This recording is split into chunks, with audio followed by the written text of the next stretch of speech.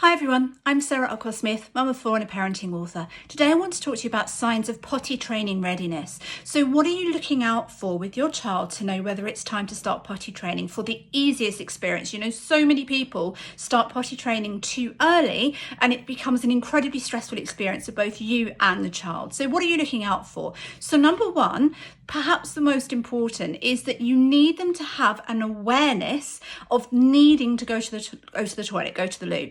So a lot of people say, well, my toddler tells me when they're having a wee, when they're having a poo, or they tell me when they've done, and that's great, but they need to tell you before they go. If they only have awareness when they're going or when they've already been, then they are not ready, because the whole aim of potty training is that they need to tell you or need to take themselves before they start going. So the awareness during or after is too late.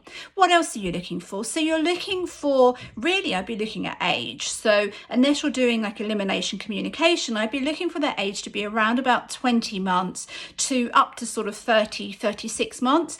In this age, a lot of things happen biologically, physically, that make it easier for them to go to the toilet. So they retain more urine in their bladder, they have a larger bladder capacity, and also they have more sphincter control. So for the easiest, you want to make them have a sort of their body to be as ready as possible. So obviously you need their mind to be ready as well, but that's a whole other video.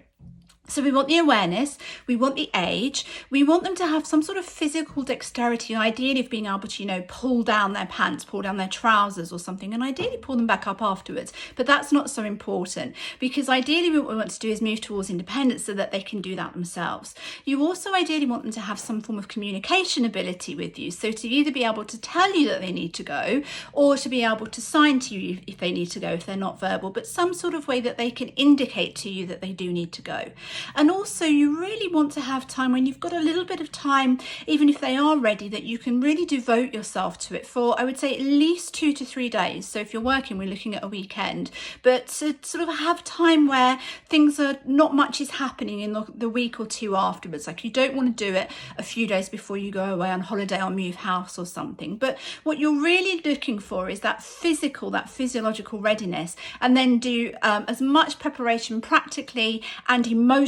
So important to prepare them emotionally before you start. If you're interested in learning more about that, then do check out my book, the Gentle Potty Training Book, or if you live in the USA or Canada, you'll find the book known as Ready, Set, Go. And that gives you a really simple, easy to follow plan for knowing how to potty train, when to go for it, and also really importantly, how to prepare them emotionally in advance and to prepare yourself practically as well. I hope that helped. Thanks for tuning in.